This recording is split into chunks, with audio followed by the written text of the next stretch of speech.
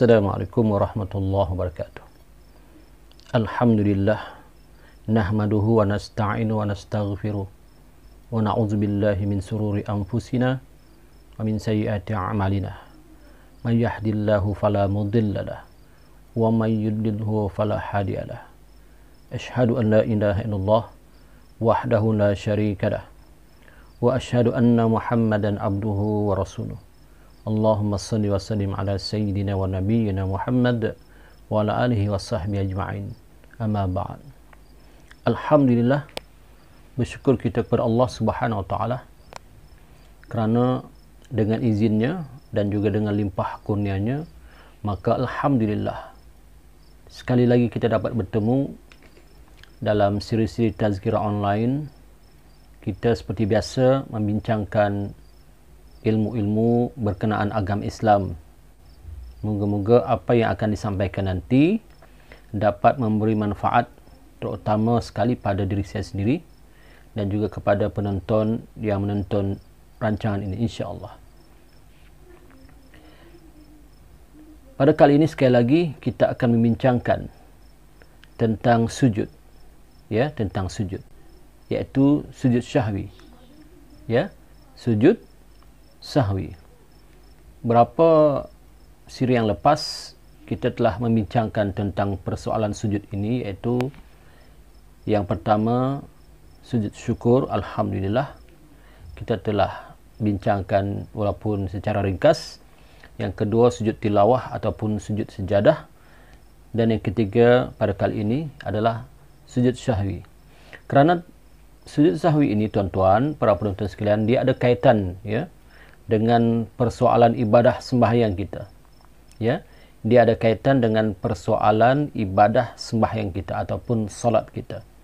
Maklumlah, ya, kita ini berada di akhir zaman, ya, kita berada di akhir zaman yang banyak pancarobahnya, yang banyak teknologi yang canggihnya, ya, ujian-ujian hidupnya banyak, tuan-tuan. Kerana di zaman kita ini tidak sama dengan zaman dahulu.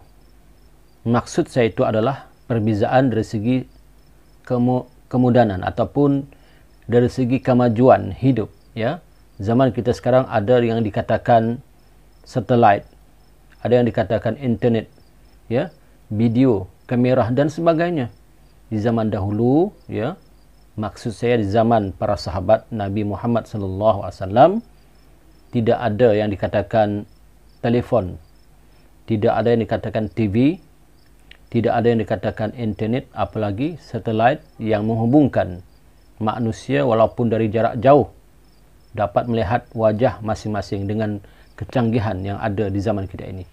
Oleh sebab itu, kita selalu jadi lupa, tuan-tuan, ya. Kita mudah lupa. Istilahnya Melayu, mudah lupa. Sebenarnya bukan setakat Melayu, semualah, ya. Manusia ni mudah lupa. Punca lupa ini, kata para ulama, adalah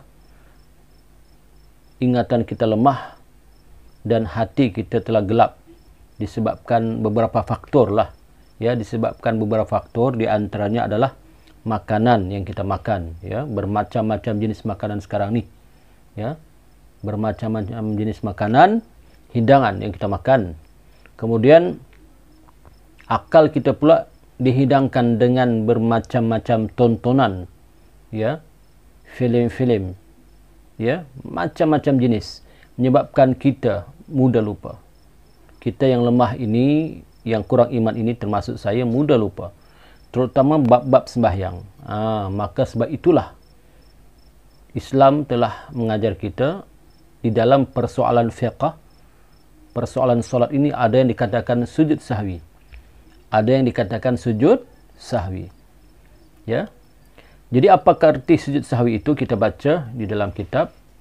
Arti sujud sahwi ataupun arti sahwi itu dari segi bahasa ialah lupa ataupun lalai terhadap sesuatu. Itu segi bahasalah, lupa, lalai terhadap sesuatu. Kemudian maksud sahwi di sini ialah di dalam ilmu fiqh adalah kecacatan, kekurangan yang berlaku kepada orang yang bersembahyang. dalam sembahyangnya sama ada dengan sengaja ataupun terlupa. Sujud sahwi ini dilakukan untuk menampung kekurangan ataupun kecacatan yang telah berlaku. Kemudian sujud sahwi ini dilakukan di akhir sembahyang. Tetapi belum selesai sembahyangnya, di akhir sembahyang, iaitu ketika kita setelah selesai membaca tahiyat akhir sebelum memberi salam. Sebelum memberi salam kita akan sujud sahwi. Apakah dalilnya? Dalilnya disyariatkan sujud sahwi ini adalah hadis yang diriwayatkan oleh Imam Al-Bukhari juga, yaitu daripada Abu Hurairah radhiyallahu an, bahawa dia berkata, Nabi telah bersembahyang zuhur atau asar bersama-sama dengan kami. Lalu tiba-tiba baginda memberi salam, yaitu salam setelah 2 rakaat. Maka Zul Yadain bertanya. Maka Zul Yadain bertanya, "Wahai Rasulullah, adakah sembahyang telah berkurang rakaatnya?" Maka Nabi SAW pun bertanya, "Adakah benar apa yang dia telah perkatakan?" Jawab para sahabat, "Ya." Lalu Rasulullah SAW menambah 2 rakaat lagi. Kemudian baginda sujud sebanyak 2 kali. Hadis ini ketika Nabi Muhammad SAW bersembahyang, kata ulama, berdasarkan hadis, sama ada sembahyang asar ataupun sembahyang zuhur, maka tiba-tiba Rasulullah memberi salam setelah 2 rakaat. Setelah 2 rakaat, Rasulullah memberi salam. Maknanya, kalaulah zuhur itu 4 rakaat ataupun asar itu 4 rakaat, setelah Rasulullah sembahyang 2 rakaat, maka Rasulullah memberi salam. Rasulullah, Nabi, memberi salam. Assalamualaikum warahmatullahi wabarakatuh. Assalamualaikum warahmatullahi wabarakatuh.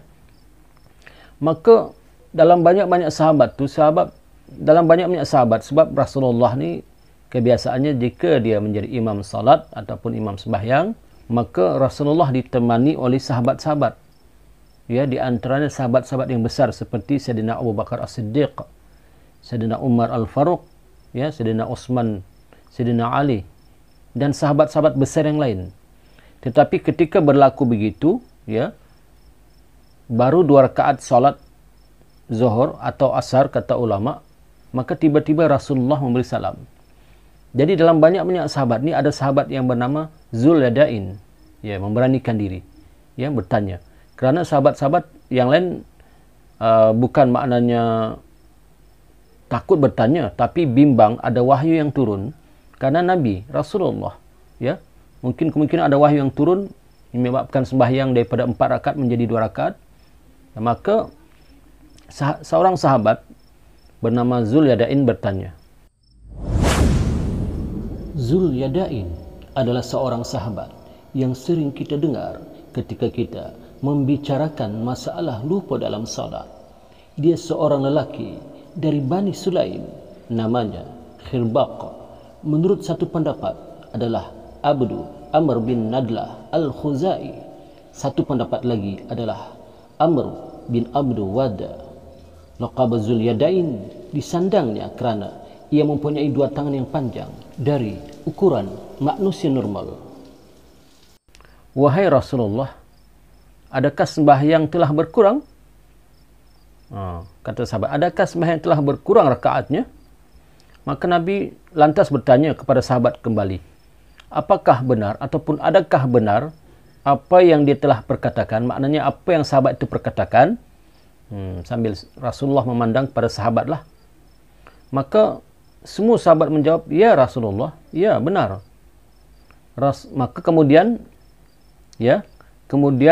Rasulullah bangkit dan menambah 2 rakaat lagi. Kemudian selepas itu baginda sujud sebanyak 2 kali. Inilah hadis yang dikatakan diambil oleh para ulama di antara banyak-banyak hadis di antara sebagai dalil sujud sahwi.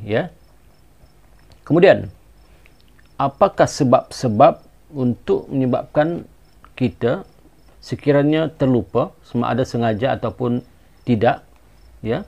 Apakah sebab-sebab yang kita perlu kepada sujud sahwi, ya? Yang pertama, orang yang bersembahyang meninggalkan sebahagian sunat-sunat ab'ad sebagaimana yang telah pun kita, ya, yang telah pun saya sebutkan sebelum ini, ya, di dalam kuliah-kuliah yang lain. Ya, di antaranya saya nak ceritakan kepada tuan-tuan apakah itu sunat-sunat ab'ad di dalam salat yang menyebabkan kita disunatkan, ya, disunatkan untuk sujud sahwi. Sebelum kita menceritakan tentang sunat-sunat ab'ad di dalam sembahyang, kita nak terangkan bahawa hukum sujud sahwi ini adalah sunat saja, ya, bukan wajib. Sunat saja, bermakna contoh, sekiranya orang itu tertinggal, ya, tertinggal sunat-sunat ab'ad di dalam sembahyangnya, kemudian dia tidak sujud sahwi pun, maka solatnya tetap sah, ya, solatnya tetap sah, ya, kata ulama, ya. Jadi hukum mengerjakan sujud sahwi ini adalah sunat ketika berlakunya sebab-sebab yang menyebabkan kita sujud sahwi. Ya, okey. Apakah itu sunat-sunat ab'ad, ya? Apakah sunat-sunat ab'ad di dalam kita sembahyang? Untuk pengetahuan para penonton sekalian, sunat-sunat di dalam solat ini ada dua, terbahagi pada dua. Yang pertama sunat ab'ad, yang kedua sunat hay'ah. Ya, yang pertama sunat ab'ad, yang kedua sunat hay'ah. Adapun sunat hay'ah di dalam salat tidak disunatkan untuk kita sujud sahwi, tetapi sunat ab'ad kita disunatkan untuk sujud sahwi. Okey. Yang pertama, ya, sunat ab'ad ini yang pertama adalah membaca tasyahud awal serta duduk di dalamnya. Ya, duduk tahiyat awal tu, tahiyat awal kita membaca tahiyat awal tu, duduk dan bacaannya itu adalah hukumnya sunat ab'ad. Ya, dia bukan rukun. Dia sunat ab'ad. Ya, yang pertama membaca tasyahud ataupun membaca tahiyat awal serta duduk tahiyat awal. Ya, sekiranya tertinggal, ya. Contoh kita sembahyang fardu zuhur 4 rakaat, tiba-tiba di rakaat yang kedua yang perlu kita membaca tahiyat awal, kita tidak membacanya dan tidak duduk tahiyat awal. Apakah batal sembahyang kita? Tidak batal, tuan-tuan, kerana dia bukanlah rukun, ya. Bukan rukun. Membaca tahiyat awal ini bukan rukun di dalam salat yang 13 perkara itu. Maka ketika itu selepas kita membaca tahiyat akhir di rakaat yang keempat, ini ketika sembahyang zuhur, asar ataupun isyak yang 4 rakaat, ketika kita membaca tahiyat akhir, ya, innaka la tukhliful mi'ad itu yang terakhir itu, ya, sebelum memberi salam, maka hendaklah kita sujud sahwi. Sebanyak berapa kali, tuan-tuan, sujud sahwi? 2 kali. Ingat, sujud sahwi 2 kali, ya. Iaitu bacaannya adalah Subhana man la yanamu wa la yashu. Subhana man la yanamu wa la yashu. Ya, artinya maha suci Allah yang tidak tidur dan tidak lupa. Okey. Yang pertama tadi membaca tasyahud awal ataupun tahiyat awal tertinggal ataupun terlupa, ya. Sama ada sengaja ataupun tidak. Yang kedua, membaca doa kunut di dalam sembahyang subuh ataupun pada sembahyang witir di bulan Ramadan serta berdiri di dalamnya. Kan kalau kita membaca doa kunut kan kita berdiri. Tidak ada orang membaca doa kunut duduk kecuali orang yang uzur, yang tidak mampu berdiri, itu lain cerita. Sekarang kita ceritakan orang yang mampu berdiri. Dan doa kunut itu biasanya kebiasaan bukan kebiasaan lagi, bahkan kena baca ketika berdiri selepas iktidal. Sami Allahu liman hamidah, Rabbana lakal hamdu. Terus kita membaca doa kunut. Jadi apakah doa kunut ini termasuk di dalam rukun solat? Tidak, tuan-tuan, ya. Tidak, wahai para penonton sekalian. Doa kunut bukanlah rukun solat. Tertinggal doa kunut di dalam sembahyang subuh tetap sah, ya, tetap sah. Kerana hukum membaca doa kunut ini adalah sunat ab'ad. Tetapi jika tertinggal, ya, maka sama ada lupa ataupun sengaja, ya. Lupa maknanya memang langsung lupalah. Tiba-tiba dia lupa membaca doa kunut ataupun sengaja, kerana ada di antara yang tidak hafal doa kunut ini, maka ditinggalkan sengaja. Apakah batal solat kita ketika kita meninggalkannya membaca doa kunut? Tidak batal. Bahkan solat subuh kita tetap sah. Tetapi disunatkan kita tuan-tuan, para penonton sekalian, sujud sahwi, kerana membaca doa kunut termasuk dalam sunat ab'ad di dalam sembahyang. Yang kedua, ya, yang ketiga. Yang ketiga, membaca selawat ke atas Nabi dalam tahiyat awal, ya. Membaca selawat ke atas Nabi dalam tahiyat awal pun juga disunatkan kita sujud sahwi, ya. Kan membaca tahiyat awal masih kita membaca selawat, ya. Allahumma salli ala sayyidina Muhammad wa ala ali sayyidina Muhammad sekurang-kurangnya. Maka disunatkan kita sujud sahwi. Yang keempat, membaca selawat ke atas keluarga Nabi dalam tahiyat akhir. Membaca selawat ke atas keluarga Nabi dalam tahiyat akhir ni adalah sunat ab'ad. Yang rukunnya di dalam tahiyat akhir adalah membaca selawat ke atas Nabi Muhammad sallallahu alaihi wasallam sekurang-kurangnya Allahumma salli ala sayyidina Muhammad. Itu wajib. Yang lain-lain tu sunat ab'ad, ya, ya. Seperti Allahumma salli ala sayyidina Muhammad wa ala ali sayyidina Muhammad kama sallaita ala sayyidina Ibrahim wa ala ali sayyidina Ibrahim hingga akhir selawat tu. Yang lain-lain tu hukumnya sunat ab'ad. Yang rukunnya, rukun membaca tahiyat akhir ini, yang di antara rukunnya, ya, iaitu rukun apa? Rukun perkataan qauli adalah membaca tahiyat akhir hingga selawat sekurang-kurangnya Allahumma salli ala sayyidina Muhammad. Tetapi kalau nak dihabiskan seterusnya sampai innaka la tukhliful mi'ad, itu lebih baik dan lebih utama, lebih afdal dan dapat pahala berlebih, ya, berlebihlah, ya. Begitu, makin banyak kita amal ibadah, makin banyak pahalanya, ya. Mudah-mudahan diterima Allah SWT, ya.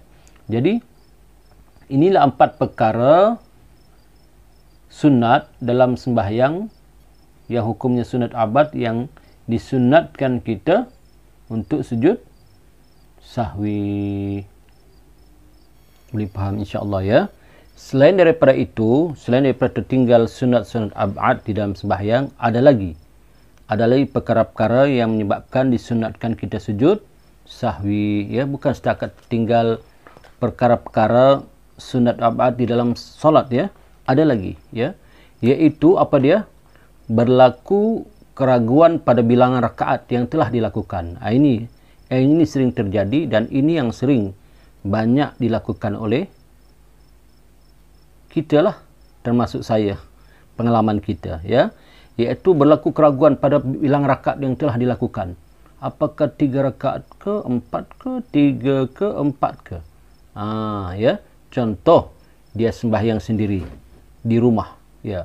Kebanyakan berlaku perkara ini ketika kita sembahyang sendiri di rumah, ya. Sebab itu elok kita bersembahyang berjemaah di masjid dengan imam, kerana ini lebih selamat, ya.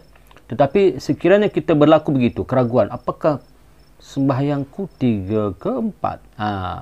Maka ketika ini kata ulama, hendaklah mengambil kira bilangan yang sedikit. Ambil kira bilangan sedikit dan sempurnakan rakaat yang masih berbaki. Kemudian sujud sahwi, kata ulama, untuk lebih selamat, ya. Contoh, kita sembahyang zuhur di rumah, contoh. Tak kiralah di rumah ke di pejabat ke, sendiri-sendiri, bersendirian. Maka tiba-tiba lupa, apakah 3 ke 4? Maka ketika itu kata para ulama, untuk selamat eloklah diambil yang 3. Kemudian sebelum memberi salam hendaklah sujud sahwi, ya, seperti mana yang kita ceritakan tadi, ya. Persoalan, sekiranya dia syak dalam sembahyang zuhurnya, adakah dia telah sembahyang 3 rakaat atau 4 rakaat sedangkan dia masih dalam sembahyangnya? Maka dia hendaklah mengandaikan bahawa dia sembahyang 3 rakaat. Pilih yang kurang. Kemudian hendaklah ditambahkan 1 rakaat lagi. Ini ya. Tadi ketika kita sembahyang zuhur, contoh, kita ragu-ragu apakah 3, 4, maka kata ulama ambil yang 3, kemudian tambah 1 rakaat lagi, ya. Selepas itu sujud sahwi. Ya, insya-Allah mudah faham kan? Mudah faham. Ini bagi kita lah, kita semualah. Kadang-kadang pernah berlaku, ya, taklah mungkin hari-hari, tapi kadang-kadang pernah berlaku. Saya pun dulu pernah mengalaminya, ya. Ya, elok kita untuk sembahyang berjemaah di masjid bersama imam untuk menyelamatkan inilah kelupaan-kelupaan ini, ya. Ini diceritakan andai kata kita sembahyang sendiri. Kalau kita ikut imam, maka alhamdulillah, ya. Kecuali kalau imam yang tersilap, itu lain cerita, lain bab, ya. Ya, insyaallah paham, ya. Kalau kita sembahyang zuhur umpamanya 4 rakaat, terlupa ataupun ragu-ragu apakah 3 atau 4, maka ambil yang 3 untuk jalan selamat. Kemudian bangun, sekali lagi tambahkan 1 rakaat. Kemudian sebelum memberi salam, hendaklah sujud sahwi, insya-Allah, ya. Kemudian seterusnya, punca ataupun disunatkan kita sujud sahwi, apa dia? Yang ketiga. Yang ketiga, ya, yang disunatkan kita sujud sahwi jika berlaku perkara ini. Apa dia? Iaitu melakukan perkara yang dilarang di dalam salat, ya. Sekiranya dia terlupa, maka disunatkan sujud sahwi. Tetapi kalau dengan sengaja, maka batal sembahyangnya. Iaitu perbuatan yang dilarang itu adalah contoh, ya, bercakap dengan beberapa kalimah atau menambah 1 rakaat dalam keadaan terlupa. Ini perkara yang dilarang. Kalau dibuat dengan sengaja, batal sembahyang. Iaitu contoh, bercakap dengan beberapa kalimah, ya. Tapi dalam keadaan lupa lah. Ya, kadang-kadang pernah berlaku, tuan-tuan. Bercakap dalam sembahyang tapi dalam keadaan lupa, lebih 2 kalimah, ya. Maka kalau dilakukan sengaja, batal sembahyang. Tapi kalau terlupa, kata ulama, disunatkan sujud sahwi ataupun menambah 1 rakaat dalam sembahyang. Dalam sembahyang dalam keadaan terlupa. Ini pun banyak berlaku, ya. Terlupa ini dimaafkan kata ulama, tetapi disunatkan sujud sahwi, ya. Ini yang ketiga yang dimaafkan, disunatkan kita sujud sahwi, ya. Kemudian yang keempat apa dia? Keempat yang disunatkan kita sujud sahwi juga adalah melakukan perbuatan sembahyang sama ada 1 rukun yang sempurna atau sebahagiannya, atau membaca surah bukan pada tempatnya ketika ia masih bersembahyang. Membaca surah bukan pada tempatnya ketika ia masih bersembahyang. Contohnya, ia membaca Fatihah ketika duduk tahiyat. Biasa kita duduk tahiyat membaca at-tahiyatul mubarakatus sampai akhir, tapi tiba-tiba ketika dia duduk tahiyat, dia membaca Al-Fatihah, Bismillahirrahmanirrahim, Alhamdulillahirrahmanirrahim, tapi dalam keadaan terlupa.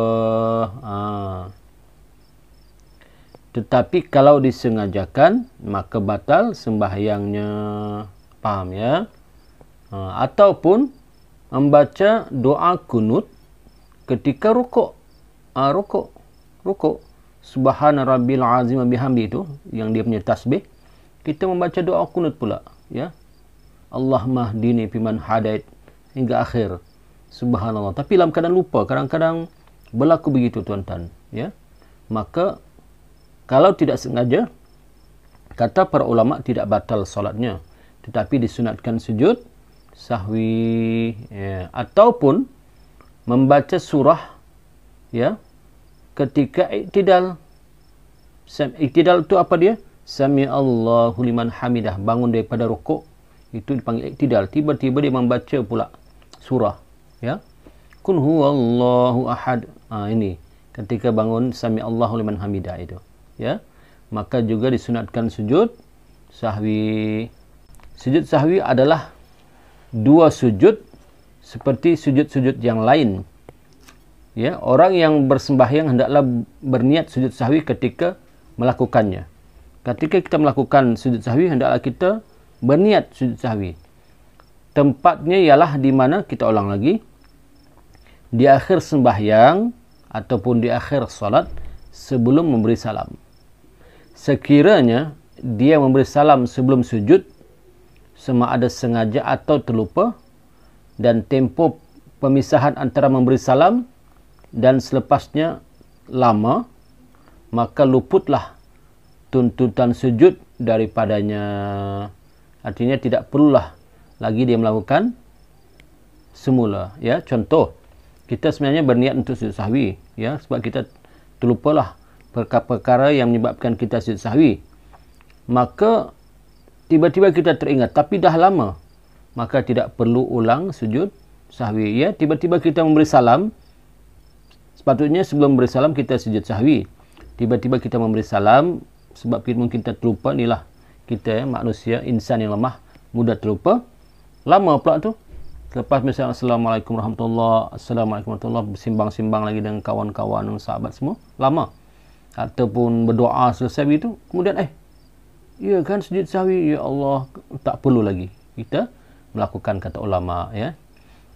Tetapi sekiranya tempo pemisahan itu masih pendek, maka boleh melakukan semula sujud tersebut dengan sujud dua kali sambil berniat sujud sahwi. Kemudian dia memberi salam buat kali kedua. Tetapi contoh kita ni sudah berniat untuk sujud sahwi tadi, tiba-tiba kita memberi salam, baru teringat, pendeklah, tak panjang, baru teringat, sepatutnya saya sujud sahwi.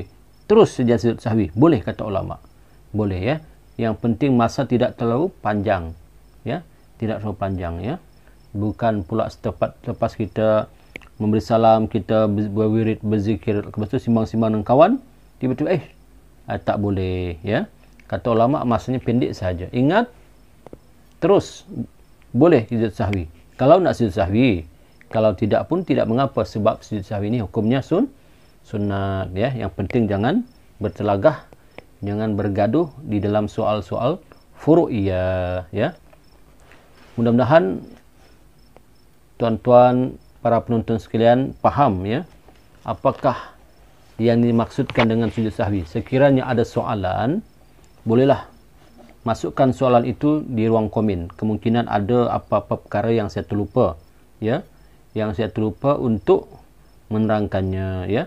Adapun sunat hai'ah panjang, ya, panjang ceritanya. Kita akan sambung di siri-siri yang lain insya-Allah tentang sunat hai'ah ini. Sunat hai'ah di dalam sembahyang, ya. Seperti mana yang saya sebut tadi, di dalam sembahyang ada dua